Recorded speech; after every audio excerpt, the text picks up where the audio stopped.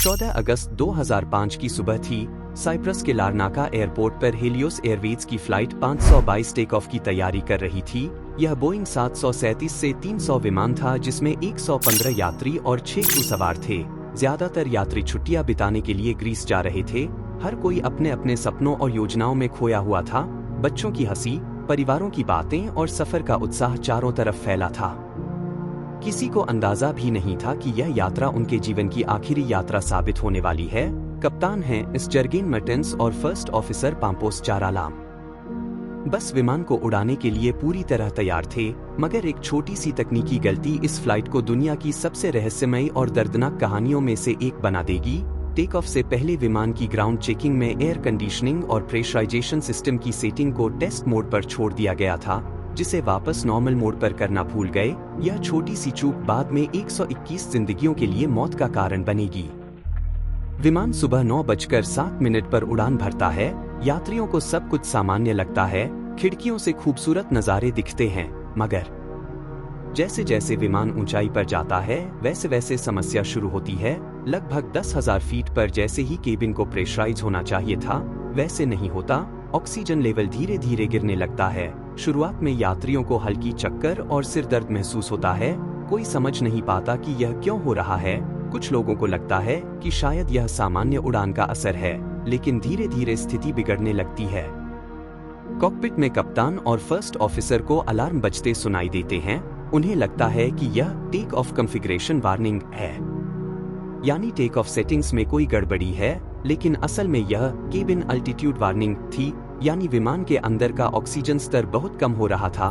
दोनों pilot alarm के मायने समझने में उलझ जाते हैं। एयर ट्रैफिक कंट्रोल से बातचीत में कप्तान बताते हैं कि एयर कंडीशनिंग सिस्टम में दिक्कत आ रही है। ग्राउंड इंजीनियर्स से रेडियो पर बातचीत की जाती है, मगर तब तक केबिन का ऑक्सीजन लेवल खतरनाक रूप से नीचे गिर चुका होता है।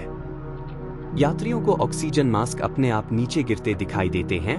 घबराहट फैल जाती है। लोग मास्क लगाते हैं, मगर दबाव इतना कम है कि ऑक्सीजन सही तरह से नहीं पहुंच पाती। धीरे धीरे यात्री बेहोश होने लगते हैं।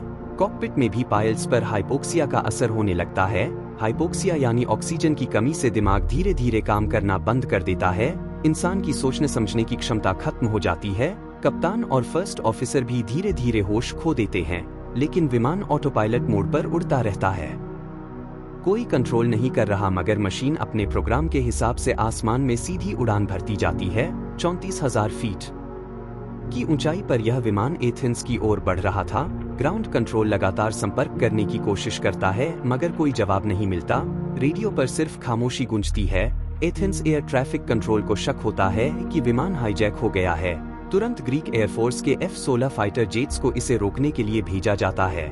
2 तेज रफ्तार लड़ाकू विमान बोइंग 737 के पास पहुंचते हैं। पायलट्स खिड़कियों से अंदर झांकने की कोशिश करते हैं, और जो दृश्य उनकी आंखों के सामने आता है वो रोंगटे खड़े कर देता है। कॉकपिट में कप्तान बेहोश पड़े हैं। फर्स्ट ऑफिसर भी झुके हुए दिखते हैं, और पीछे की खिड़कियों से यात्री बिल्कुल स्थिर दिखाई देते हैं, जैसे सब गहरी नींद में हों। यह नजारा देखकर F-16 पायलट्स को समझ आ जाता है कि विमान में कुछ बहुत बड़ा हादसा हो चुका है। मगर चौंकाने वाली बात यह थी कि अचानक उन्हें दिखता है कि एक व्यक्ति खड़ा है। वह था फ्लाइट अटेंडेंट एंड्रियास प्रोड्रोमू, जिसने आखिरी दम तक संघर्ष किया। एंड्रियास ने ऑक्सीजन मास्क लगाकर खुद को होश में रखा था, और वह कॉकपिट में जाकर विमान को संभालने की कोशिश कर रहा था। वह विमान उड़ाना पूरी तरह नहीं जानता था, लेकिन उसके पास प्राइवेट पायलट लाइसेंस था। उसने कंट्रोल लेने की कोशिश की। F-16 पायलट्स ने उसे सीट पर बैठकर हाथ हिलाते हुए देखा। यह एक उम्मीद की किरण थी, लेकिन तभी विमान का ईंधन खत्म होने लगता है। इंजन एक एक करके बंद हो जाते हैं। विमान धीरे धीरे नीचे आने लगता है, और आखिरकार सुबह 12:03 पर ग्रीस के ग्रामाटिको पहाड़ी इलाके में यह विमान क्रैश हो जाता है। टकराते ही आग की लपटें उठती हैं, और 121 लोगों की जिंदगी वहीं खत्म हो जाती है। यह हादसा दुनिया के लिए एक रहस्य बन गया कि आखिर कैसे एक आधुनिक बोइंग विमान घंटों आसमान में बिना किसी पायलट कंट्रोल के उड़ सकता है। जांच शुरू होती है, और पता चलता है कि असली कारण था प्रेशराइजेशन सिस्टम का टेस्ट मोड पर रह जाना, यानी एक छोटी सी मानवीय भूल जिसने सब कुछ बदल दिया। अगर टेक ऑफ से पहले यह सिस्टम सही मोड में किया गया होता तो यह हादसा कभी नहीं होता। 121 परिवार बर्बाद हो गए। ग्रीस और साइप्रस में मातम छा गया। हर कोई सवाल पूछ रहा था कि इतनी बड़ी एयरलाइन और प्रशिक्षित पायलट्स ऐसी साधारण सी गलती कैसे कर सकते हैं। जांच रिपोर्ट ने यह साफ किया कि पायलट्स ने अलार्म को गलत समझा और समय रहते ऑक्सीजन मास्क लगाकर खुद को बचाने की कोशिश नहीं की। ऑटो पायलट ने विमान को तब तक आसमान में रखा जब तक ईंधन खत्म नहीं हो गया। एंड्रियास की बहादुरी को हमेशा याद किया जाता है, जिसने आखिरी पल तक विमान को बचाने की कोशिश की, लेकिन वह नाकाम रहा। इस हादसे के बाद एविएशन इंडस्ट्री ने कई नियम बदले, प्रेशराइजेशन अलार्म को और स्पष्ट बनाया गया। पायलट ट्रेनिंग में हाइपोक्सिया से निपटने पर ज्यादा जोर दिया गया ताकि भविष्य में ऐसी गलती दोबारा न हो। जैसे ही हादसे की खबर मीडिया तक पहुंची, पूरी दुनिया सन्न रह गई।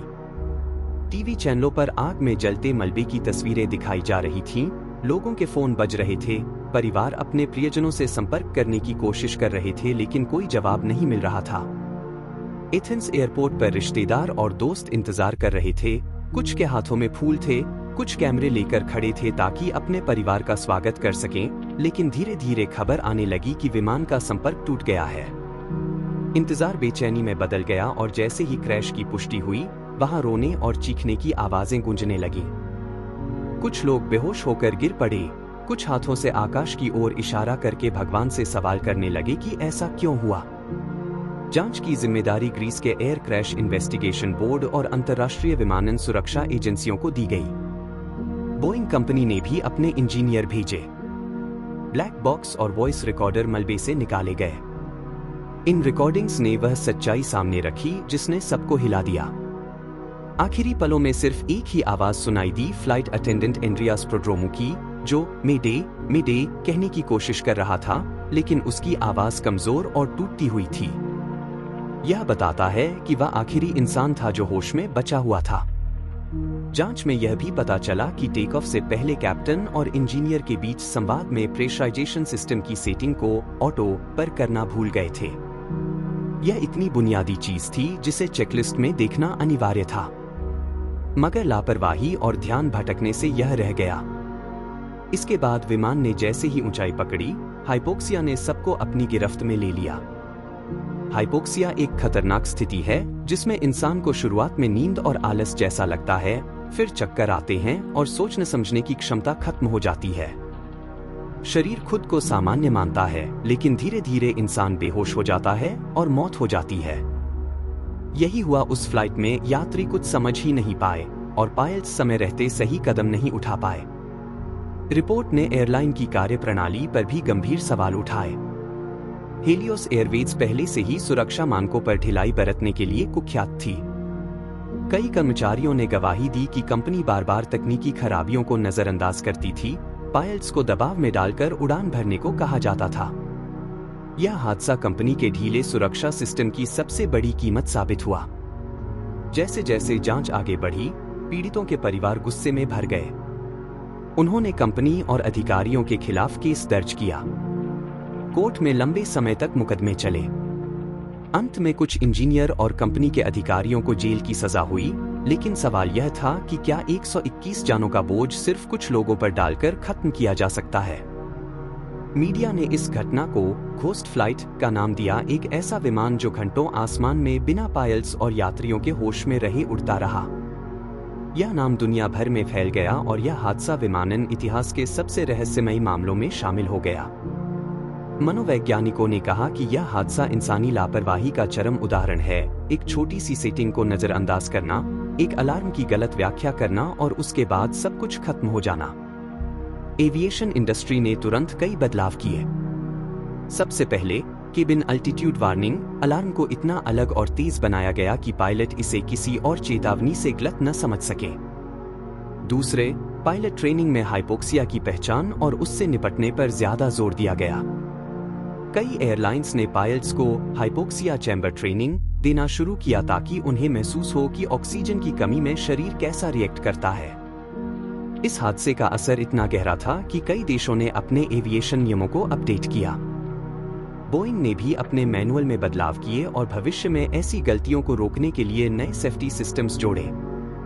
लेकिन इन सब के बावजूद जो परिवार अपने बच्चों, माता-पिता, दोस्तों और प्रियजनों को खो चुके थे, उनके लिए यह हादसा हमेशा न भरने वाला घाव था। साइप्रस और ग्रीस में आज भी उन लोगों की याद में स्मारक बने हुए हैं। हर साल लोग वहां जाकर मोमबत्तियां जलाते हैं और प्रार्थना करते हैं। यह कहानी सिर्फ एक विमान हादसे की नहीं है, बल्कि इंसानी गलतियों, लापरवाही और संघर्ष की कहानी है। एंड्रियास की बहादुरी हमेशा याद की जाती है, एक फ्लाइट अटेंडेंट जिसने आखिरी सांस तक विमान और यात्रियों को बचाने की कोशिश की। वह यह दिखाता है कि जब सब बेहोश हो चुके थे, तब भी एक इंसान हिम्मत जुटाकर खड़ा हुआ।